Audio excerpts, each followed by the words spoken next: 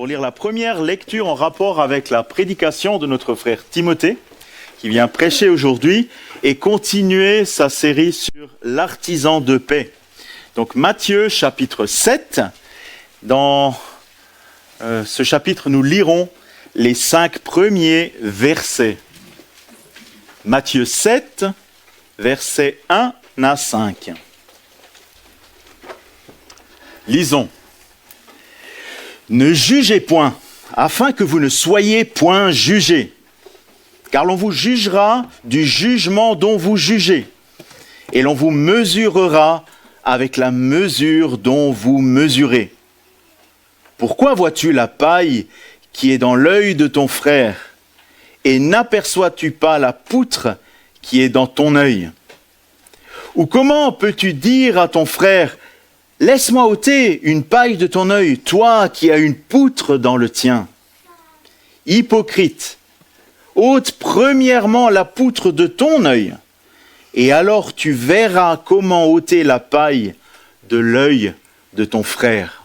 Jusqu'ici, notre première lecture. Et maintenant, allons dans 1 Jean, la première épître de Jean, 1 Jean, chapitre 3, pour lire le verset 15.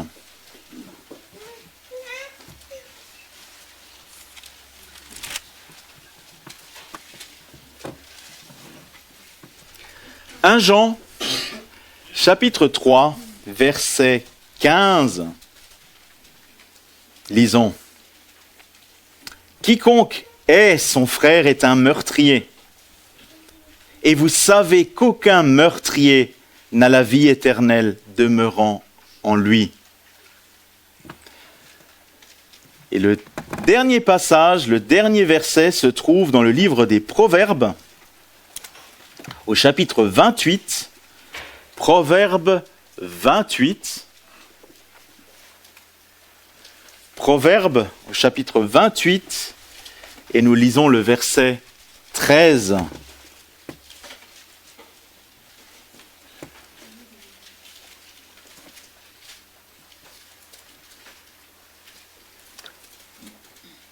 Proverbe 28, verset 13. « Celui qui cache ses transgressions ne prospère point, mais celui qui les avoue et les délaisse obtient miséricorde. » Jusqu'ici les lectures, et je vous invite encore à vous incliner un instant devant Dieu. Père Céleste, Seigneur notre Dieu, nous te prions de bénir toujours à nouveau la lecture de ta parole pour nos âmes. Seigneur, que ta parole ne revienne pas à toi sans avoir produit un effet puissant dans nos cœurs et nos vies. Et c'est pourquoi nous te prions aussi particulièrement d'étendre ta main sur notre frère Timothée, de le remplir de ton esprit et de lui donner toute la liberté pour parler de ta part. Prépare nos cœurs à entendre, recevoir ta parole. Et Seigneur, accorde grâce et ouvre les cœurs de ceux qui ne te connaissent pas encore comme leur Sauveur et Seigneur. Nous te prions pour les enfants, pour l'école de dimanche. Seigneur, permets-leur, en effet, dès leur jeune âge, de savoir que Jésus-Christ est le Sauveur et qu'ils ont besoin de Christ, qu'ils ont besoin de toi. Et nous te prions de les bénir. Seigneur, nous te demandons tout cela dans le nom de Jésus. Amen.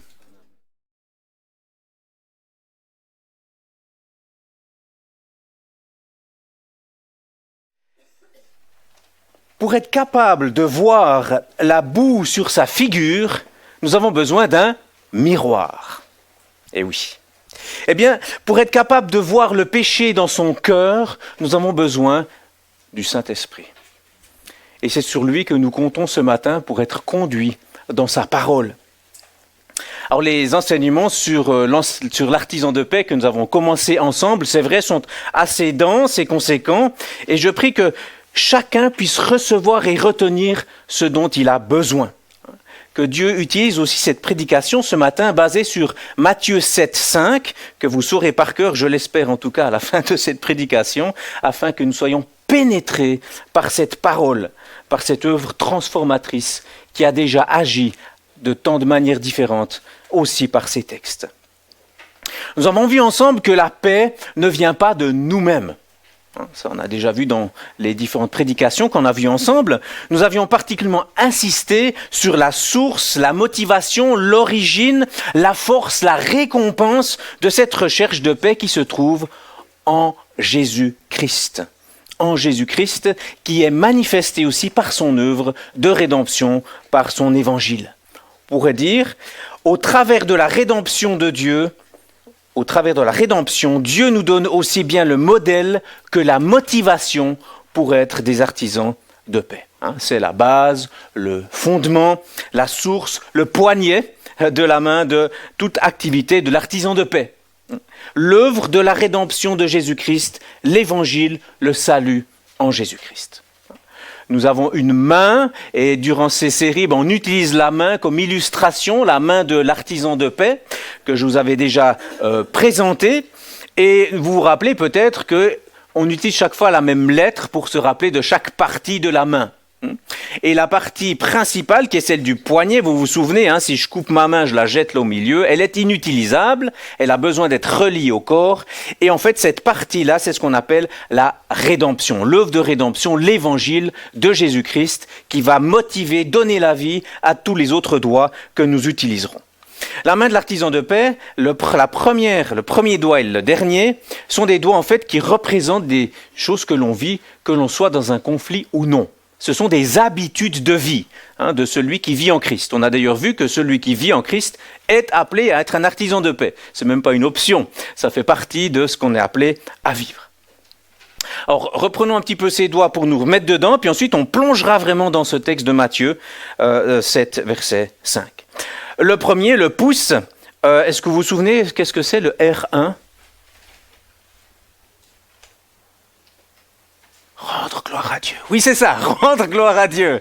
C'est ça, rendre gloire à Dieu, qu'on pourrait résumer par ébloui par sa grâce sans égale, nous avons plus de joie à glorifier Dieu qu'à poursuivre nos vains buts égoïstes. On l'a développé à partir de 1 Corinthiens 10, 31. Vous vous rappelez d'1 Corinthiens 10, 31 ?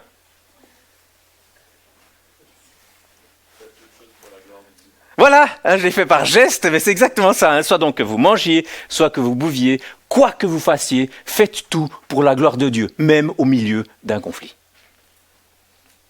D'ailleurs, au milieu d'un conflit, on peut se dire iPad. Vous vous rappelez iPad ? iPad, ça veut dire « je plais à Dieu ». Voilà, si jamais, je plais à Dieu dans chaque situation. Ok, ça c'était pour rendre gloire à Dieu, je ne vais pas refaire la prédication, on l'a déjà vu, donc si jamais vous pouvez la réécouter. Deuxièmement, le deuxième doigt, c'est le premier réflexe que nous sommes appelés à avoir lorsque nous entrons dans un conflit, ou lorsque nous sommes face à un conflit. Eh bien, c'est celui de retirer la poutre. Retirer la poutre. On pourrait le résumer en disant que lorsque nous réalisons que Dieu fait miséricorde à ceux qui confessent leurs péchés, notre propre justice est balayée et nous admettons nos fautes, parce qu'il nous acceptera toujours lorsque nous allons repentants devant lui. Et c'est ce que nous allons développer dans ce texte de Matthieu 7,5. Matthieu 7,5, ça vous dit déjà quelque chose ? Ça commence par un terme assez fort, par hypocrite. Ôte premièrement la poutre qui est dans ton œil, et alors tu verras comment enlever la paille de l'œil de ton frère. Ça, on va le voir ensemble, mais je vais juste encore voir les autres doigts, qu'on ait ça un petit peu en tête, puisque l'artisan de paix, c'est avec une main complète. Simplement, on doit des fois s'arrêter sur certains éléments pour les étudier. Comme quand on parle de Dieu, tous ses attributs sont toujours présents, mais parfois on parle de un pour un petit peu mieux étudier. Mais là, on va regarder juste un peu ses doigts. Donc après le pouce et l'index, il y a le majeur, le troisième, qui est dans un conflit, c'est un moment délicat. Un moment délicat, c'est celui de redresser dans la douceur. Là, nous nous basons sur le texte de Galates 6.1, que nous découvrirons. Et si je résume, on pourrait dire, quand nous acceptons et que nous bénéficions de l'Évangile face à nos péchés, nous serons incités à corriger et restaurer dans la douceur ceux qui ont mal agi. Et on verra là que c'est de nouveau l'Évangile qui va être notre moteur. Et je vous dis déjà un élément clé, c'est que lorsqu'on reprend quelqu'un, ce n'est pas pour l'enfoncer dans son péché, mais c'est pour qu'il puisse sortir de son péché et vivre la libération de l'Évangile. Mais voilà, ça on verra par la suite. Ensuite, le quatrième doigt qui est l'annulaire, c'est donc la porte de la restauration, qui est reconstruire par le pardon. Reconstruire par le pardon. Et là, si je résume un petit peu, on pourrait dire, lorsque nous nous réjouirons dans le pardon libérateur de Dieu, nous serons aptes à aller pardonner aux autres de la même manière. Parce que nous nous baserons sur Éphésiens 4,32 qui nous dit même que nous sommes appelés à pardonner comme Dieu a pardonné en Christ. Mais bon, on verra tout ça par la suite. Et le dernier, c'est une habitude. La première habitude, c'était rendre gloire à Dieu, qu'il y ait conflit ou pas, on veut rendre gloire à Dieu en toutes circonstances. Et le dernier doigt, qui est aussi une habitude, l'auriculaire, qui est l'habitude de régler les conflits. En fait, on veut qu'il n'y en ait pas, ou s'il y en a, on veut les régler. Et si l'autre ne veut pas, on veut continuer à vivre d'une manière qui glorifie Dieu. Et c'est rechercher la réconciliation.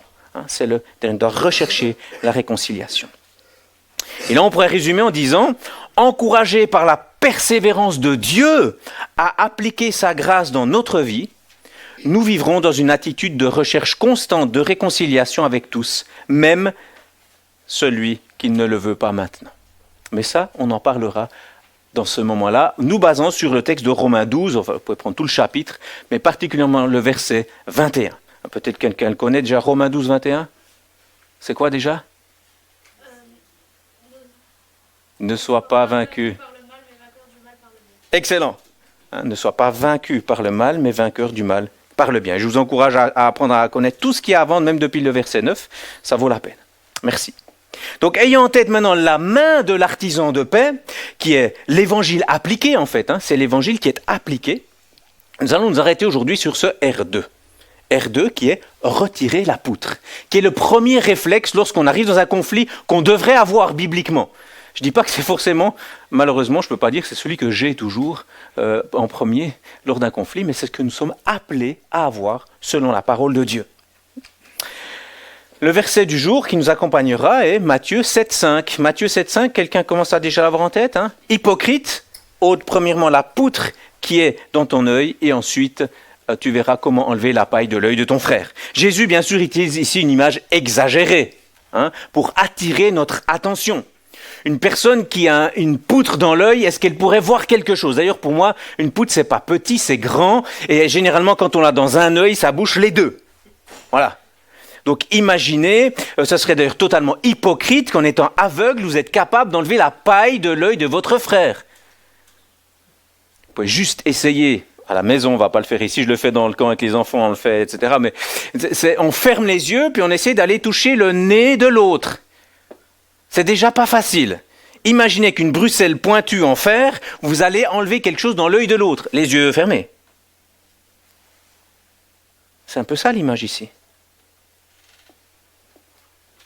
Ça ne veut pas dire qu'on ne doit pas aider l'autre à enlever sa paille.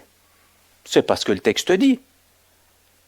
Il n'est pas interdit de faire cette action salutaire, mais elle est faite en prenant d'abord notre responsabilité face à notre péché.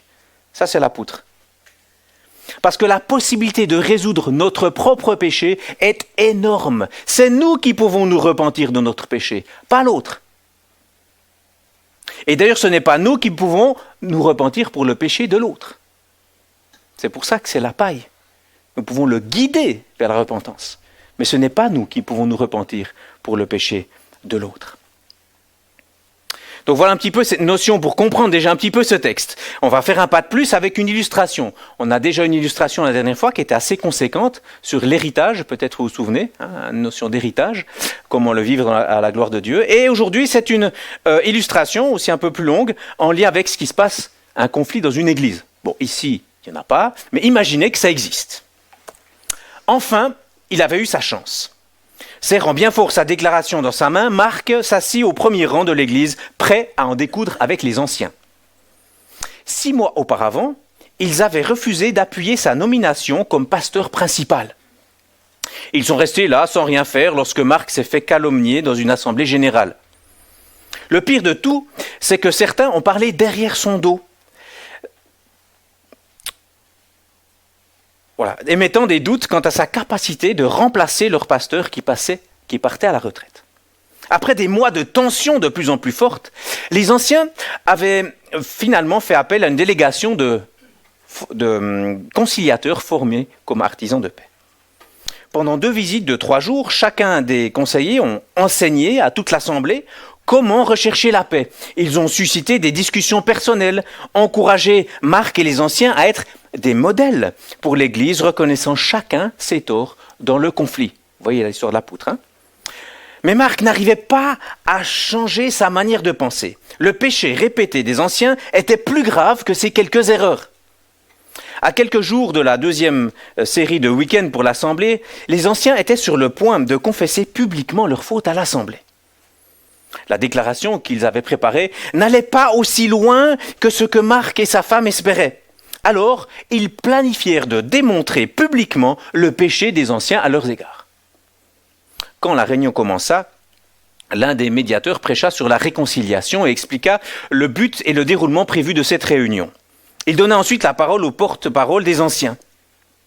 Lisant une déclaration préparée d'avance, il confessa différents actes qui avaient fait du tort au pasteur Marc.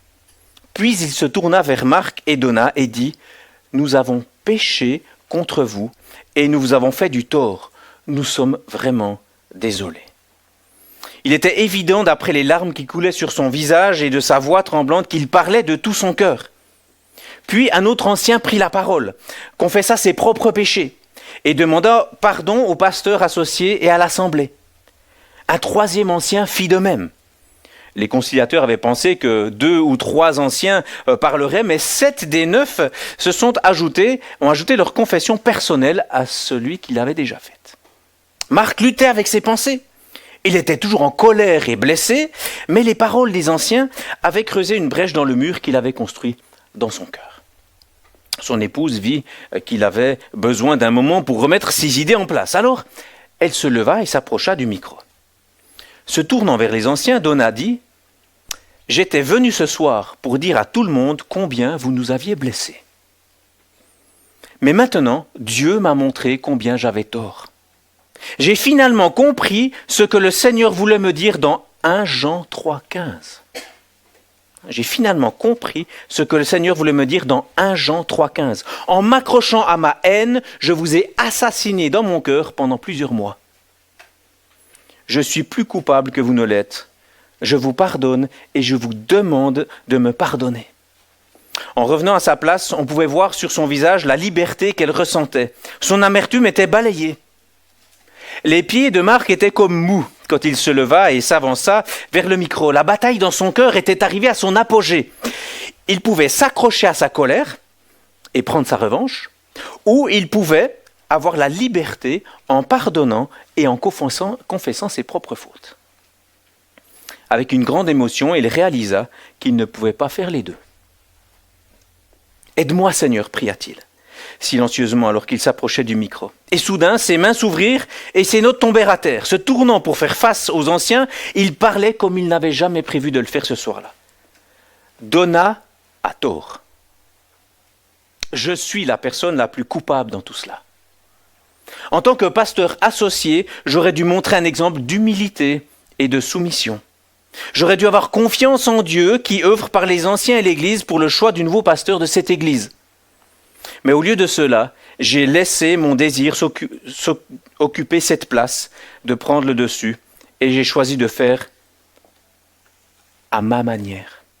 Je me suis élevé, je me suis mis sur la défensive lorsque certains ont mis des doutes sur mes capacités. J'étais en colère que des gens parlent derrière mon dos, mais j'ai fait exactement la même chose. Au lieu d'aller voir ceux qui avaient parlé contre moi, je les ai évités et je me suis enfermé dans l'amertume. Même quand certains m'ont demandé pardon, j'ai refusé de l'accorder. J'ai misérablement échoué dans mon rôle de pasteur. Et le pire, c'est que j'ai entraîné Donna dans mon amertume. Je demande pardon à Dieu et j'espère qu'il vous donnera la grâce de me pardonner. Les anciens se sont levés d'un seul coup pour embrasser Marc. Ils sont aussi allés chez Donna. Et après quelques instants, une autre voix se fit entendre derrière eux. 2 micros avaient été placés au devant de l'assemblée. Un homme âgé se leva devant eux, voulant aussi partager sa faute. Avant qu'il n'eût fini de parler, une femme se tenait déjà devant l'autre micro, pressée par le Saint-Esprit de trouver la paix par la confession. puis un autre confessèrent leur calomnie, leur esprit de division, leur dureté de cœur. Après 45 minutes de confession, un silence tomba sur l'assemblée. Un médiateur termina la prière et lorsqu'il eut fini, il suggéra que chacun se tourne vers son voisin qui avait confessé ses fautes et qui confessait la foi en Jésus-Christ, lui disant « Le Seigneur t'a pardonné tous tes péchés ». Les gens se partagèrent cette bonne nouvelle, se prirent dans les bras et parlèrent si longtemps que les médiateurs purent s'en aller discrètement. Ils savaient que ces gens étaient entre de bonnes mains, les mains de Dieu. Voilà, c'est un petit peu plus long, c'est une histoire vraie, hein. Mais cette parabole, en fait, nous aide à comprendre l'importance d'enlever sa poutre. Enlever sa poutre. Vous vous souvenez, Matthieu 7,5 ? Hypocrite, ôte premièrement ta poutre et tu verras ensuite comment enlever la paille de l'œil de ton frère. Nous allons voir 3 choses maintenant ensemble. La première, c'est qu'est-ce qui nous motive à ôter notre poutre ? Quelle est notre motivation ? Pourquoi est-ce que je le ferais ? Deuxièmement, la poutre commence dans le cœur. Comme les conflits, on pourrait dire que cette poutre, elle a des racines. C'est un peu bizarre, hein ? N'ayez pas peur, c'est dans vos maisons, il n'y a pas de racines à vos poutres, mais voilà, c'est l'illustration. Et troisièmement, nous allons voir un élément clé, la repentance qui libère de la poutre du péché. Et ça, je me réjouis de vous le partager. C'est pas facile parce que ça me touche aussi. Je suis comme vous, hein, j'apprends et je suis encore touché par le péché. Donc première chose, qu'est-ce qui nous motive à ôter la poutre de notre œil ? Qu'est-ce qui va nous motiver ? Eh bien, c'est la miséricorde de Dieu. Lorsque nous réalisons la miséricorde de Dieu à celui qui se repent, plus rien ne nous retient d'avouer même les fautes qui nous semblent les plus minimes, parce que nous savons que Dieu va nous pardonner. Vous savez, Matthieu 7,5 est précédé d'autres versets. Il y a Matthieu 7,2 avant, où il est dit « C'est du jugement dont vous jugez qu'on vous jugera, de la mesure dont vous mesurerez qu'on vous mesurera. » Donc quelque part, on va vous faire selon ce que vous faites, hein, si je traduis rapidement. Donc si la mesure que vous utilisez pour juger vos actions, c'est de vous auto-justifier, comment pouvez-vous demander à votre offenseur de ne pas s'auto-justifier ? Si par votre jugement vous dites que l'autre a totalement tort, ou du moins plus que vous, pourquoi ne ferait-il pas de même ? Pourquoi Dieu ne ferait-il pas de même avec nous ? C'est du jugement dont vous jugez qu'on vous jugera, de la mesure dont vous mesurez qu'on vous mesurera. En fait, notre motivation à ôter la poutre de notre œil ne vient pas de ce qu'on peut gagner. Écoutez bien, c'est important ici. Notre motivation à ôter la poutre de notre œil ne vient pas de ce que nous pouvons gagner, mais de ce que nous avons reçu. Ma motivation, c'est pas ce que je peux gagner, c'est ce que j'ai reçu. Si nous sommes enfants de Dieu, nés de nouveau dans la famille de Dieu, nous avons reçu des promesses tout simplement extraordinaires. Il est dit que Jésus a tout payé. Il a tout payé. Nous n'avons aucune crainte d'avouer un péché à Dieu parce que Christ a déjà payé. Oui, nous sommes honteux lorsque nous parlons d'un péché. Honteux parce que, en tant qu'enfants du Dieu saint, nous ne pouvons jamais prendre le péché à la légère. Mais Christ a payé. Il a pris la condamnation qui pesait sur nous. Tout est totalement et entièrement payé. Pourquoi avoir peur d'avouer une faute ? Il l'a payé. Et ma honte n'est pas un prix que je paye pour être pardonné. Jésus a payé pour que je sois pardonné. Ma honte, en fait, c'est une conséquence du péché lorsqu'on se trouve devant un Dieu saint. Notre motivation à enlever la poutre de notre œil vient en fait de l'évangile de Jésus-Christ. Voilà pourquoi on va enlever notre poutre. C'est parce qu'on sait qu'au moment où on confesse notre faute, il nous pardonne. Il nous pardonne. Et ainsi nous pouvons aller confesser la faute à celui à qui nous avons fait du mal, en sachant que Dieu nous a déjà pardonné. Je ne suis pas dépendant du pardon de l'autre pour mon salut. Oui, il y a quelque chose par rapport à notre relation, ça on va encore le voir. Mais par rapport au salut, Dieu a payé, pas besoin d'avoir peur. Et il est bon de demander pardon. L'œuvre de rédemption qui atteste que si nous confessons nos péchés, il est fidèle et juste pour nous les pardonner et nous purifier de toute iniquité. Ça c'est 1 Jean 1,9 qui le souligne. Vous connaissez ce texte ? Je pense qu'il est connu. Est-ce que vous avez déjà réfléchi à ce qui est dit dans ce texte ? Pourquoi l'argument du pardon dans ce texte, il est fidèle et juste pour vous pardonner, l'argument c'est la fidélité et la justice. Il n'est pas question de miséricorde, d'amour ou de grâce ici. C'est simplement parce que Christ a déjà payé. Donc Dieu est juste, il ne fait pas payer 2 fois. Et il est fidèle, parce qu'il dit qu'il nous a sauvés. Dans Tite 3, 4 à 7, par exemple, il le dit clairement, et il reste fidèle. Il est fidèle et juste pour vous pardonner. Nous allons donc vivre cette étape d'enlever la poutre de notre œil parce que nous réalisons que Dieu nous fait miséricorde. Nous allons vivre cette étape d'enlever la poutre parce que Dieu nous fait miséricorde. Il fait grâce, il restaure, il renouvelle, il accorde son pardon à celui qui confesse son péché. À celui qui confesse son péché. Parce que Jésus a déjà payé pour celui qui se repent. Il ne va pas être mis sur la croix une autre fois. Il a déjà été mis sur la croix pour payer. Et si vous ne connaissez pas ce pardon, si vous dites, mais non, moi j'ai le poids, il est toujours sur moi, ce poids de péché. Eh bien, venez à Dieu, demandez pardon à Dieu et Christ va le prendre sur lui, on pourrait dire, pour un peu comprendre cette image. Confessez vos péchés, repentez-vous, croyez en Christ qui a payé la dette et ce sera quelque chose d'effectif parce qu'il nous l'a dit. Tout au long de cet enseignement, il est important de nous rappeler que notre motivation première, c'est de connaître l'Évangile, et l'Évangile libérateur de Jésus-Christ. Nous vivons donc notre rôle d'artisan de paix avec l'assurance de la réconciliation avec Dieu qui produit la réconciliation avec les autres. Nous avons toujours dans l'objectif ce texte de 2 Corinthiens 5, 18 à 19.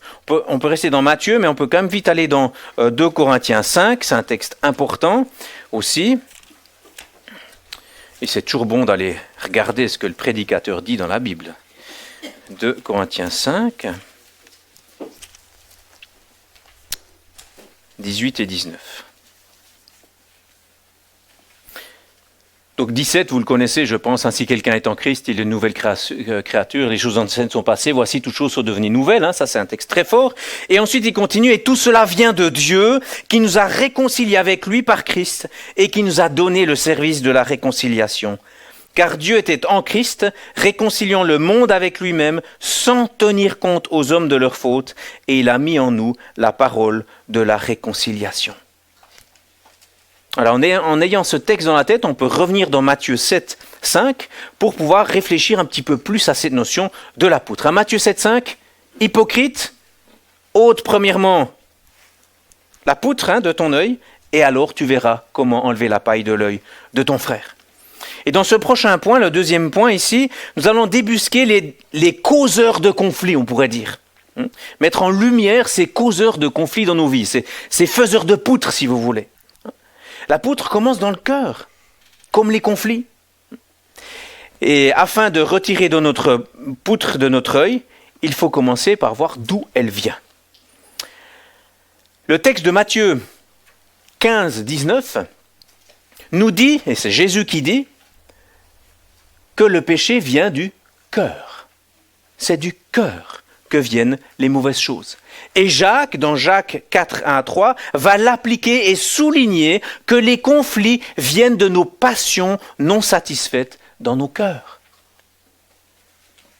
Lorsque nous voulons quelque chose et que nous sentons qu'on ne sera pas satisfait tant qu'on ne l'aura pas obtenu, ce désir, en fait, commence même à nous contrôler. Et si l'autre ne comble pas nos besoins, ne fait pas ce que j'aimerais pour recevoir ce que je souhaite, eh bien, on lutte encore plus fort pour obtenir ce que nous voulons. Eh bien, ce désir, petit à petit, a remplacé Dieu. Ce n'est plus le désir de plaire à Dieu qui domine, mais la poursuite d'un désir personnel. Ça, c'est ce qu'on appelle une idole. Eh bien, j'aimerais parler avec vous du processus de fabrication d'une idole. Alors, pas pour que vous le fassiez, mais pour que vous le découvriez, pour les éliminer. C'est l'idée. Donc, comment est-ce qu'elle se fabrique? Il y a 4 étapes. Alors, ne me comprenez pas mal, c'est pas parce que vous voyez ces étapes qu'il y a chaque fois une idole. Mais c'est des éléments qui nous permettent de la reconnaître. Les 4 étapes, je vous les donne comme ça, puis ensuite on va les expliquer. Donc les 4 étapes de processus de fabrication d'une idole, c'est je désire, j'exige, je juge et je punis. Je désire, j'exige, je juge et je punis. Et ces éléments-là, vous verrez, vont nous aider à comprendre qu'il y a une idole qui est présente ou en train d'être fabriquée. Et pour ne pas vous faire une théorie, je vais vous parler d'une situation concrète que j'ai vue dans ma vie. Enfin, c'est vrai que je n'aimerais pas parler de ça, mais voilà, ça fait partie de ce qui s'est passé dans ma vie, où j'ai vu une fabrication d'idoles dans ma vie. J'ai un désir, c'est de ne jamais jeter de nourriture. C'est un bon désir. Je n'ai pas dit que les désirs étaient mauvais forcément. Donc il n'est pas forcément mauvais en soi. Et avec mon épouse, on continue d'avoir ce désir d'ailleurs. Mais je me suis rendu compte, un jour, que ce désir était plus fort qu'un simple souhait, qu'une façon de vivre. C'était une exigence. Je l'ai découvert, en fait, lorsqu'un jour on a dû jeter un petit cornet que nous avons reçu, car la nourriture était avariée. Bon, désir, exigence, jusque-là, pourquoi pas de problème, tant qu'on n'en arrive pas au jugement. Mais le problème, c'est que je n'en suis pas resté là. J'ai jugé mon épouse. À ma honte, je dois dire, je l'ai même critiquée et condamnée parce qu'on a dû jeter ce petit cornet. Même si en passant, on ne savait pas qu'il fallait que ça se conserve en dehors du réfrigérateur. Enfin, dans le réfrigérateur, on ne savait pas. Enfin. Et dans mon jugement, je l'ai puni en lui disant des paroles blessantes. Vous savez, les idoles demandent toujours des sacrifices. Et là, j'ai donné des douleurs de ma femme à cette idole. J'ai utilisé l'épée de ma langue pour offrir ce sacrifice. Quand on commence à réfléchir comme ça commence à être un peu plus terrible que « ouais, j'ai juste dit qu'il aurait dû faire attention. » Non. Et je suis reconnaissant à Dieu de m'avoir montré cette idole ce jour-là, afin que nous puissions en couple emprunter le chemin de la réconciliation. Le Seigneur m'a fait la grâce d'enlever ma poutre, de demander pardon à mon épouse, même si cette idole paraît petite, c'est vrai, elle paraît petite, mais elle nous a pris du temps, elle nous a pris de l'énergie. Si une idole vous consomme des jours, des semaines, voire des mois durant, quelle perte de force. Une idole, c'est de tout ce que nous dépendons en dehors de Dieu pour être heureux, épanoui et rassuré. C'est quelque chose que nous aimons en poursuivant plus que Dieu. C'est ça une idole en fait. Et c'était le cas pour moi quelques instants quand ce petit paquet de nourriture a été jeté. Parce que l'orgueil m'a poussé à me dire, mais je ne veux pas être celui qui a jeté la nourriture, surtout qu'on nous a donné. J'étais plus dépendant de ça que de vouloir glorifier Dieu à ce moment-là. Et voilà la poutre. Par la grâce de Dieu, il a permis que cette poutre soit enlevée. Pendant un instant, je dépendais plus de cela que de Dieu pour être heureux, épanoui et rassuré. Vous savez, des punitions liées à une idole sont souvent des petites piques qu'on envoie, désagréables, pendant de longues périodes. Parce que l'autre ne fait pas exactement ce qu'on aimerait, donc on envoie les petites piques. Si vous vous rendez compte que vous êtes en train de punir pour obtenir quelque chose pour vous-même, c'est peut-être le moment de débusquer la poutre pour l'ôter. On commence à mieux comprendre ce texte. Matthieu 7,5. Hypocrite, ôte premièrement la poutre qui est dans ton œil, et alors tu verras comment enlever la paille de l'œil de ton frère. Et nous sommes appelés à remplacer en fait cette idole par l'adoration de Dieu. Remplaçons cette poutre idole par l'adoration du vrai Dieu. Là, si je reprends l'exemple, d'être reconnaissant de ce qu'on a pu recevoir, on s'en est mal occupé, bon voilà, on va le faire mieux la prochaine fois, mais reconnaissant de ce que Dieu nous permet ensemble de faire face à cette situation et de nous réjouir de ce qu'on va vivre aussi dans l'avenir. Vous savez, John Piper a dit dans Future Grace quelque chose d'assez important, qui va vous faire réfléchir, mais que je ne peux pas développer. Bon ben voilà, je vous le donne, ça va vous donner à réfléchir, vous pouvez encore y penser par la suite. Il dit ceci: le péché est ce que vous faites lorsque vous n'êtes pas vraiment satisfait en Dieu. Le péché est ce que vous faites lorsque vous n'êtes pas vraiment satisfait en Dieu. Comme j'ai dit, je ne peux pas prendre beaucoup de temps pour le développer, c'est pourquoi je vous encourage à y réfléchir.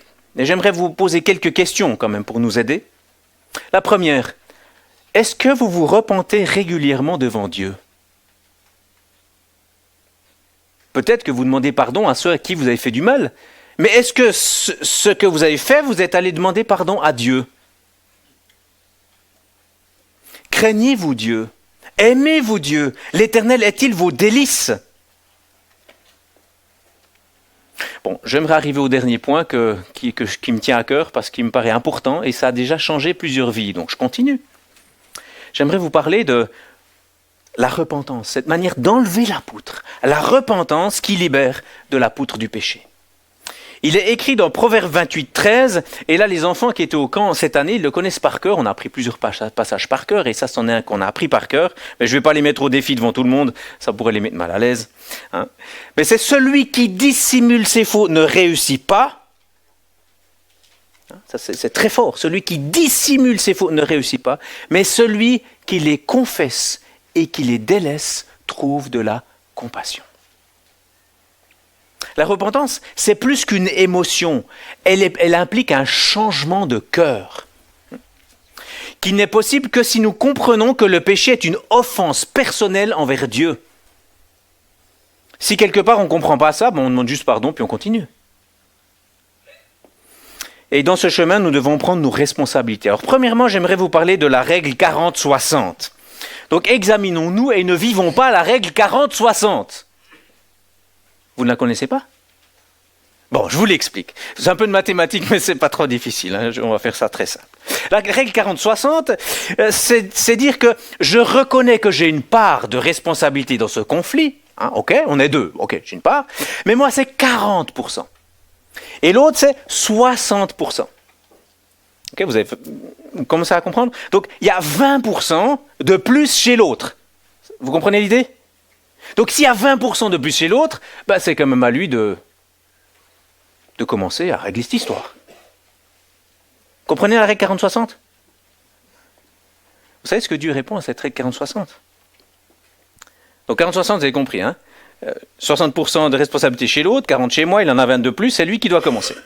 Eh bien Dieu nous dit ceci: non, même si 85% des torts sont du côté de l'autre, je suis 100% responsable du 5% restant. C'est comme ça que Dieu voit la chose. Je suis 100% responsable de mon pourcentage, qu'il soit grand ou petit. Il est fondamental de demander à Dieu de montrer clairement notre péché et de réfléchir à notre vie. J'aimerais vous donner quelques questions d'examen qui vous aident à vous-même, pour vous-même. Est-ce que ma langue est une arme? Est-ce que je cherche à contrôler les autres? Ou est-ce que les autres me le disent? Ça peut être un indicateur. Est-ce que je tiens parole? Est-ce que je respecte l'autorité? Est-ce que je vis la règle d'or de Matthieu 7,12? Matthieu 7,12, vous rappelez un peu l'idée? Tout ce que vous voulez que les autres fassent pour vous, faites-le de même pour les autres, exactement. Joli. Est-ce que je suis poussé par de mauvais désirs? Et ça, généralement, c'est souvent que vous qui le savez, passer au fond de vous. Et vous savez quoi? Ça, je trouve fabuleux. Ça, c'est l'évangile. En même temps que Dieu vous ouvre les yeux sur cette boue, si vous voulez, sur ce péché, il vous montre le produit de nettoyage. Ou bien, mieux dit, s'il vous ouvre les yeux sur votre péché, qui est terrible, il vous montre Christ qui vous en libère. C'est comme ça que Dieu agit. Il ne nous met pas simplement la tête dans la boue pour nous dire « Regarde comme c'est mauvais ». Non, il nous dit « Regarde, c'est vrai, c'est mauvais ». C'est vrai. Et il ne va pas minimiser. Mais regarde ce que mon fils a fait. Regarde Christ, qui est venu pour te libérer de ton péché. Et pour être libéré, il faut apprendre à confesser ses fautes avec vérité et sans condition. Et c'est là qu'on arrive à quelque chose qui n'est pas facile, très difficile. Parce que souvent on dit « Je suis désolé si je t'ai blessé ». Ou bien « Oublions cette histoire ». Ou « Je pense que j'aurais pu faire mieux ». Oui, c'est vrai, je pense que j'aurais pu faire mieux. Ou bien « Je suppose que ce n'est pas que de ta faute ». Peut-être aussi, mais voilà. Vous pensez vraiment que c'est des choses qui sont des repentances, qui reconnaissent son péché, qui amènent vraiment à un pardon, une réconciliation? Si nous voulons vraiment faire la paix, demandons à Dieu la grâce de confesser avec humilité et sincérité nos fautes. Et j'aimerais vous donner une manière ici qui nous aide, et je les appelle les 7 A de la repentance qui libère. 7 A. 7 éléments qui doivent faire partie d'une repentance, sinon ce n'en est pas une. Donc ça vaut la peine de s'y imprégner. Et j'ai trop souvent vu, et malheureusement aussi moi-même parfois vécu, des repentances qui n'en étaient pas. Et qui rendent le pardon difficile aussi, voire impossible. Alors allons voir ces 7 A. Le premier A, c'est aller vers chaque personne impliquée pour confesser votre faute. Waouh, ça commence fort, hein? Allez vers chaque personne impliquée pour confesser votre faute. Alors bien entendu, tout péché offense d'abord Dieu. Hein? Et il faut donc lui confesser notre péché. Un péché de cœur qui se passe dans votre cœur, qui n'affecte pas directement les autres, doit être confessé à Dieu. Il n'y a pas besoin d'aller confesser à l'autre. Si je pense du mal d'Olivier, je vais demander pardon à Dieu. Je ne vais pas dire Olivier, j'ai pensé du mal et je lui explique encore tout le mal que j'ai pensé. Super, je vais lui faire du bien. Non, là, je vais pécher. Vous comprenez un peu l'idée? Donc il y a des choses, oui, c'est dans le cœur, donc on confesse à Dieu. Mais c'est vrai que la parole de Dieu nous enseigne aussi que dans ce cas où les choses sont dans le cœur, confesser ses fautes devant un témoin sera un appui lorsque l'ennemi de nos âmes voudra nous accuser. Ça, c'est Jacques 5,16 qui nous y encourage. Mais dès que le péché est commis envers quelqu'un d'autre, il faut aller vers les personnes impliquées. J'aurais 1000 exemples à vous donner. Je m'excuse d'aller un peu, d'avancer, puisque le temps passe. Le deuxième A, là, je prendrai un peu de temps parce qu'il me semble très important et il peut vraiment changer beaucoup de choses dans votre vie. Le premier aussi, évidemment. Donc, allez vers toutes les personnes impliquées. Deuxièmement, abandonnez les si, mais et peut-être dans votre confession. Les si, les mais et les peut-être. Une des confessions les plus courantes que vous avez peut-être déjà entendues, je suis désolé si j'ai fait quelque chose qui t'a énervé. Vous avez déjà entendu quelque chose comme ça? Je suis désolé si j'ai fait quelque chose qui t'a énervé. Le mot si annule la confession. Car vous ne savez pas ce que vous avez fait de mal. J'aimerais vous donner la traduction de cette phrase « Je suis désolé si j'ai fait quelque chose qui t'énerve ». Voilà la traduction. Il est clair que tu es énervé pour quelque chose. Je ne pense pas avoir fait quelque chose de mal, mais pour que tu arrêtes de me casser les pieds, je t'offre cette demande de pardon. En plus, parce que je ne sais pas ce que j'ai fait de mal, je ne sais vraiment pas ce que je devrais améliorer plus tard. Ainsi, ne t'attends pas à ce que je change. C'est seulement une question de temps avant que je ne refasse la même chose. Je suis désolé si je t'ai énervé. Comprenez maintenant? Abandonnez les si. Lorsque vous confessez votre péché à quelqu'un et qu'il y a un si dans la phrase, recommencez. Les mais sont pas mieux dans le domaine de la confession. Ce petit mot a une capacité étonnante à faire oublier ce qui a été dit précédemment. Allez, je vous en fais un ou deux là. Je suis désolé d'avoir froissé tes émotions, mais tu m'as vraiment énervé. Elle est où la confession, la repentance là? Ou bien, je sais que j'ai eu tort, mais toi aussi. Vous êtes en train de faire quoi là? Confesser votre péché ou reprendre l'autre là? Il ne faut pas faire les deux choses en même temps. Faire les deux choses en même temps, c'est très dangereux. Il y a l'autre étape, c'est redresser avec douceur, on le verra la prochaine fois. Une confession avec un « mais » n'est pas un chemin efficace qui conduit à une réconciliation véritable. Et ça m'est déjà arrivé plusieurs fois où j'ai appelé quelqu'un pour lui demander pardon. Je pose mon téléphone, je dis « Tim, combien de « mais » là dans cette histoire ?» On va toujours se disculper. Moi, j'ai un cabinet d'avocats de self-righteousness, de propre justice chez moi. C'est énorme. J'aimerais tous les mettre à la rue, au chômage. Je n'ai encore pas bien réussi, mais enfin là. Donc je vais vers le Seigneur qui m'aide. Et je dois reprendre mon téléphone, c'est dangereux d'enseigner parce que vous devez le vivre. Enfin, non, je ne vais pas dire je vais dire oui, génial, ça me libère. Par contre, ça me demande des efforts, évidemment. Mais c'est une joie d'être libéré. Parce qu'une fois que vous le faites, que c'est vraiment fait, vous l'avez vraiment déposé. Vous n'êtes pas en train d'excuser. Il n'y a pas besoin d'excuser le péché. On dit, il faut qu'ils soient un peu plus petits pour qu'on puisse être un peu mieux pardonné. Attends, mais Christ, il est mort pour tes péchés. Les plus profonds qu'ils soient. Lui, il est beaucoup plus haut que ça. Pas besoin de les minimiser.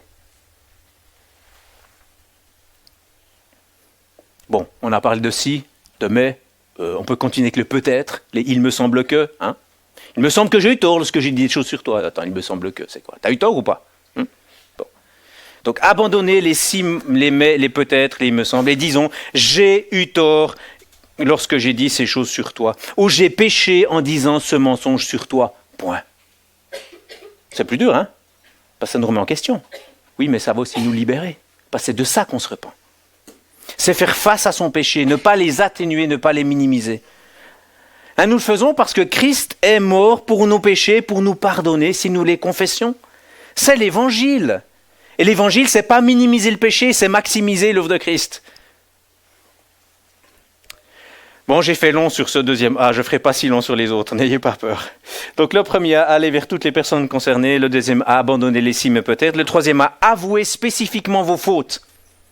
Avouer spécifiquement vos fautes. Être précis permet de savoir ce que nous devons changer dans notre comportement. Ça permet aussi à l'autre de savoir de quoi vous vous repentez. Un exemple qu'on pourrait dire, mes commentaires critiques ne t'ont pas seulement blessé, ils ont aussi offensé Dieu. J'ai désobéi à son commandement de ne pas mépriser les autres. Bon, on ne le dirait peut-être pas avec ces mots, on dirait avec vos mots, mais cette notion-là. Je reconnais mon péché. Et pas, oh je suis maladroit, excuse-moi. Vous voyez la différence? Bon, quatrième A, admettez la blessure infligée par votre faute. Admettez la blessure infligée. Je comprends que tu as été blessé lorsque je ne suis pas venu à l'heure et que nous sommes arrivés en retard. Je suis désolé de ne pas avoir tenu parole. Et vous savez, quand je parle de ça, souvent on dit, ouais mais bon, si on me l'avait fait à moi j'aurais pas été blessé. Je dis, ouais mais on ne l'a pas fait à vous là, vous l'avez fait à l'autre. Et ça, c'est dangereux, hein, parce que souvent on se dit, ouais, mais si on me l'avait dit à moi ça m'aurait rien fait. Je dis, mais c'est pas vous que ça fait. Vous l'avez fait à l'autre et ça lui a fait quelque chose. Voilà. C'est égocentrique de penser sur nous, dire, ouais, bah, les autres, c'est la même chose que nous. Donc si je lui dis, il ne va pas être blessé. Mais non. Ok. La faute a été commise contre l'autre. C'est important de reconnaître qu'on a fait du mal à l'autre. Et vous savez, quand on reconnaît qu'on fait du mal à l'autre, ça nous aide aussi à le faire un peu moins quand même, parce qu'on n'a souvent pas envie de faire du mal à l'autre quand même. Cinquième A, assumez les conséquences réparables de votre faute. Assumez les conséquences réparables de votre faute. Si des biens ont été endommagés ou volés, il faut restituer ou réparer. C'est d'ailleurs ce qui a rendu la repentance de Zachée crédible dans le Nouveau Testament. Si le péché était des ragots, il faut contacter toutes les personnes impliquées. Waouh! Et dire que c'était des mensonges. Si vous le faites une fois de manière sérieuse, ça vous motivera à éviter les ragots. Et ça aidera aussi à la personne de qui on a parlé de vous pardonner, de voir que vraiment vous voulez son bien, que vraiment vous vous repentez. Ça m'est arrivé de faire quelques téléphones, c'est pas facile parce que je me demande toujours à qui tu as dit. J'espère qu'il a dit à personne, dit ah non, t'as dit une personne, ok, je dois renouveler téléphone à cette personne. Puis après, ok, une fois ça s'arrête, heureusement. Mais c'est important. Une repentance sans réparation de ce qui est possible et des efforts pour diminuer la peine causée par la faute n'est pas une repentance. C'est en fait le désir d'être, voilà, laissez-moi tranquille avec la faute que j'ai faite. C'est pas de la repentance. Si tu casses la tasse de ta sœur, tu lui demandes pardon et tu lui donnes une autre tasse en remplacement, même si tu dois aller l'acheter. Sinon, ce n'est pas de la repentance. Il y a des choses qu'on ne peut pas. réparer. Hein. J'ai dit, c'est vraiment ce qu'on peut réparer. Bon, on arrive au 6e A. Améliorer votre comportement pour éviter cette faute. Améliorer le comportement pour éviter la faute. Expliquez ce que vous allez faire pour éviter de refaire la même faute. Ou, si vous ne savez pas, de demander conseil. Et généralement, ceux à qui vous avez fait du mal ont des conseils. Tu pourrais faire autrement, ceci. Là, ok, je vais recevoir cela. Et après, on va ensemble chercher peut-être un moyen de le faire qui sera en lien avec ce que je peux faire. Peut-être l'autre a des attentes qui ne sont pas celles que je peux faire, peut-être. Mais c'est important, c'est se détourner de son péché, prendre une autre direction. Ça, c'est de la repentance. Et 7e, c'est généralement ce qu'on fait. On fait que le 7. Généralement, on fait que le numéro 7. Le 7, c'est appeler au pardon. On dit, je te demande pardon. Voilà. C'est fini. C'est ça la repentance.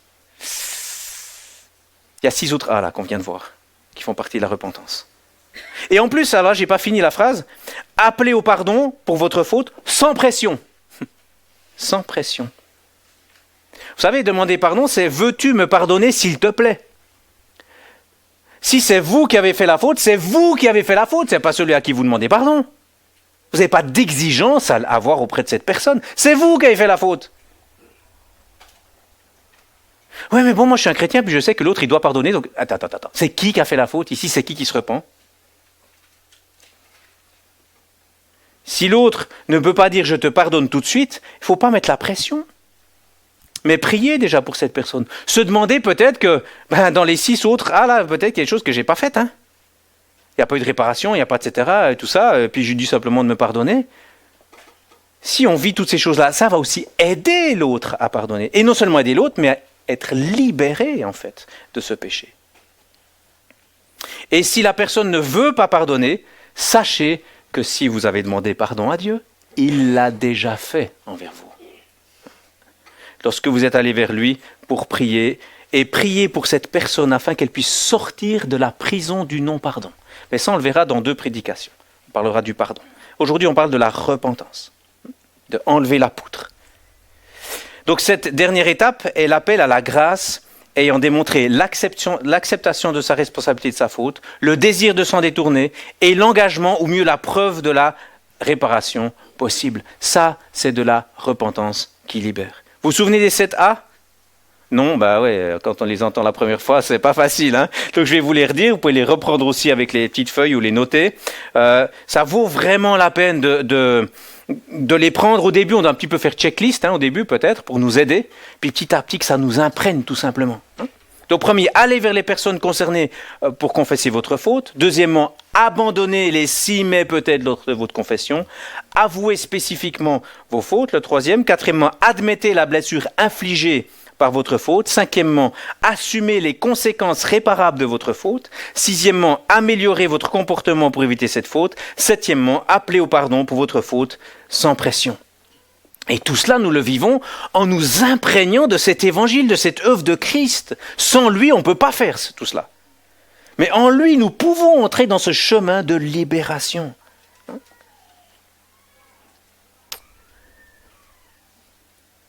Alors, comme courte conclusion, j'aimerais simplement vous lire l'engagement de l'artisan de paix pour ce R2. C'est une longue phrase et ça sera fini.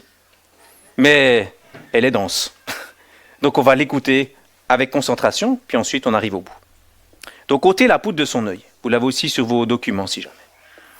Au lieu d'attaquer les autres ou de s'arrêter sur leur tort, nous assumerons la responsabilité de notre propre contribution au conflit en confessant nos péchés, en demandant à Dieu de nous aider à changer toute attitude ou habitude qui mène au conflit et en cherchant à réparer tout tort que nous avons causé, ceci parce que nous réalisons que Dieu a fait miséricorde à celui qui se repent. Bon, je la relis.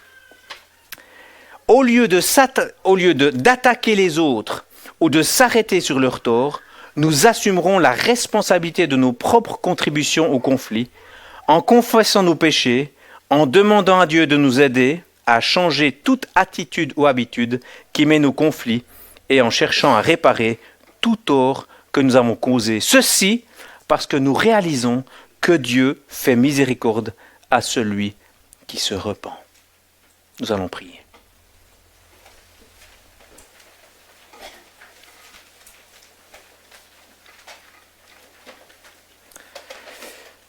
Éternel notre Dieu, ce texte de Matthieu 7, 5 résonne. Nous entendons ce terme hypocrite qui pousse à nous examiner, à chercher à ne pas vivre une apparence, mais être vrai, à faire face à ces péchés que nous voyons au plus profond de nous-mêmes, pour que nous puissions, Seigneur, en être libérés.